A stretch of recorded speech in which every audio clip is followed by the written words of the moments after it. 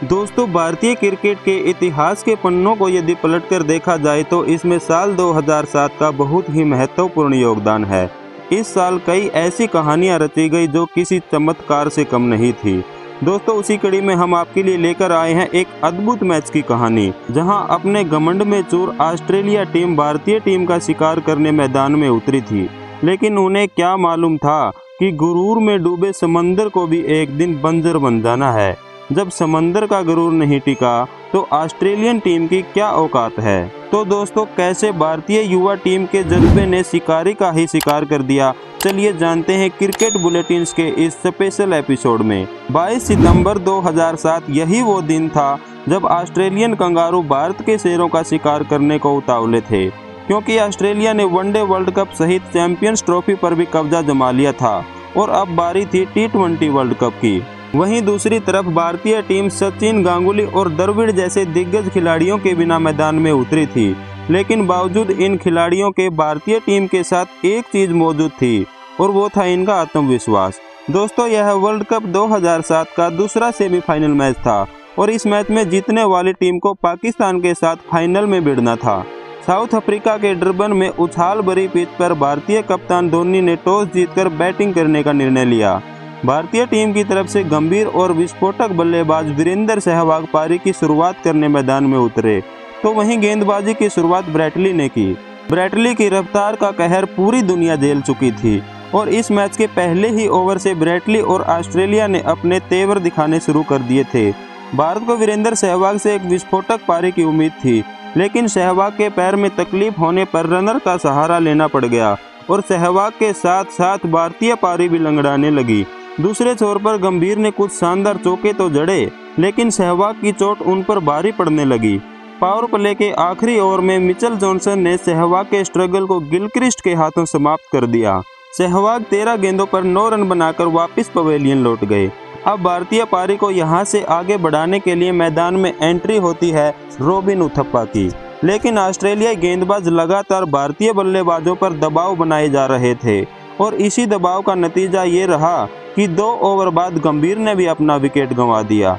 गंभीर ने आउट होने से पहले 25 गेंदों में 24 रन बनाए और भारत का स्कोर 41 रनों पर 2 विकेट हो गया था। ब्रैटली और मिचेल जॉनसन ने भारत को पूरे तरीके से बैकफुट पर धकेल दिया था और यहां से भारत के लिए फाइनल के दरवाजे बंद होते दिखाई दे रहे थे और उम्मीदें जवाब देने लगी थी। लेकिन तभी क्रीज पर आते हैं करिश्माई खिलाड़ी युवराज सिंह, जो शायद इस फॉर्मेट का सबसे बड़ा किंग बनता जा रहा था।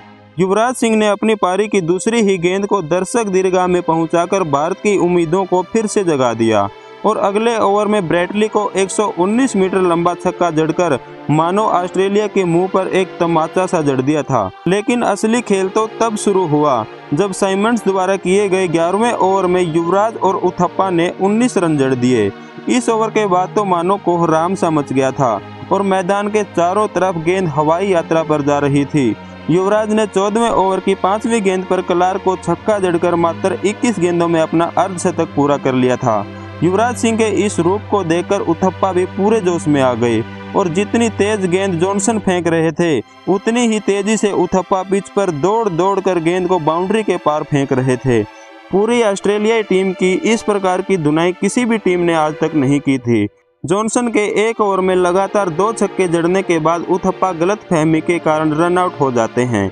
ऑस्ट्रेलिया ने थोड़ी राहत की सांस ली ही थी कि मैदान पर एक और विस्फोटक बल्लेबाज महेंद्र सिंह धोनी की एंट्री हो जाती है और अब तो दोनों छोरों से लगातार पिटाई होने लगती है। मैदान पर धोनी और युवराज की जोड़ी का यह संगम भारत को मैच में आगे ले जा रहा था, लेकिन तभी क्लार्क की गेंद पर युवराज सिंह बाउंड्री पर कैच दे बैठे। युवराज सिंह ने 30 गेंदों पर ताबड़तोड़ 70 रन बनाए, जिसमें 5 चौके और 5 गगनचुंबी छक्के भी शामिल हैं। अंत में धोनी की ताबड़तोड़ बल्लेबाजी और रोहित शर्मा के छक्के ने भारत का स्कोर 20 ओवरों की समाप्ति पर 188 रनों तक पहुंचा दिया था। किसी दूसरी टीम के लिए 189 रनों का लक्ष्य मुश्किल हो सकता था, लेकिन ऑस्ट्रेलिया जैसी टीम के लिए नहीं, क्योंकि इनके पास Matthew Hayden, Adam Gilchrist, Andrew Symonds और माइकल हसी जैसा विस्फोटक बल्लेबाजी क्रम था, जो किसी भी गेंदबाजी क्रम को पलक झपकते ही तहस नहस कर सकता था। ऑस्ट्रेलिया के ओपनर गिलक्रिस्ट और हैडन ने 5वें ओवर में दिखा दिया कि अभी मैच खत्म नहीं हुआ है और इन्होंने आरपी सिंह के एक ही ओवर में 17 रन जड़ दिए। लेकिन पावर प्ले का आखिरी ओवर लेकर आए श्रीसंत ने पहली ही गेंद पर गिलक्रिस्ट की विकेटें बिखेर कर रख दी। भारत को अब पहली सफलता मिल चुकी थी, लेकिन गिलक्रिस्ट मात्र 13 गेंदों पर 22 रन बनाकर ऑस्ट्रेलिया को तेज शुरुआत दिला चुके थे। भारत को दूसरी सफलता के लिए भी ज़्यादा इंतजार नहीं करना पड़ा और इरफान पठान ने ब्रैड होज को 9वें ओवर में ही जोगिंदर शर्मा के हाथों कैच आउट कर ऑस्ट्रेलिया को दूसरा झटका दे दिया। अब यहां से ऑस्ट्रेलिया को 68 गेंदों पर 121 रन चाहिए थे, लेकिन कहानी ने एक बार फिर यहां से अपना रंग बदलना शुरू कर दिया। बल्लेबाजी के लिए आए एंड्रू साइमंड्स ने मैथ्यू हेडन के साथ मिलकर भारतीय गेंदबाजों की भावनाओं के साथ खिलवाड़ करना शुरू कर दिया। दोनों ही बल्लेबाज मैदान के चारों तरफ मनचाहे शॉट लगा रहे थे। 13वें ही ओवर में हेडन ने हरभजन को छक्का लगाकर अपना 50वां भी पूरा कर लिया। 14वें ओवर तक ऑस्ट्रेलिया 129 रन पर अपने 2 विकेट खोकर बहुत ही मजबूत स्थिति में पहुंच चुका था। भारत को एक बार फिर चमत्कार की जरूरत थी और जो इस संजीवनी को लेकर आए वो थे दोस्तों श्रीसंत। उन्होंने 15वें ओवर की चौथी गेंद पर हेडन को क्लीन बोल्ड करके भारतीय चेहरों पर मुस्कान ला दी। हेडन के विकेट के साथ ही ऑस्ट्रेलिया की पारी का पतन शुरू हो जाता है। एक के बाद एक विकेट गिरते चले जाते हैं। अंतिम 6 गेंदों पर ऑस्ट्रेलिया को जीत के लिए 22 रन बनाने थे, लेकिन जोगिंदर शर्मा पहली 2 गेंद डॉट करने के साथ साथ 2 विकेट भी लेकर ताबूत में आखिरी किल्ली भी ठोक देते हैं और इस तरह से भारत ऑस्ट्रेलिया को 15 रनों से हराकर विश्व कप के फाइनल में अपनी जगह बना लेता है। भारत ने ऑस्ट्रेलिया के तेवर भी ठंडे कर दिए थे और साथ ही 2003 विश्व कप की हार का बदला भी ले लिया था।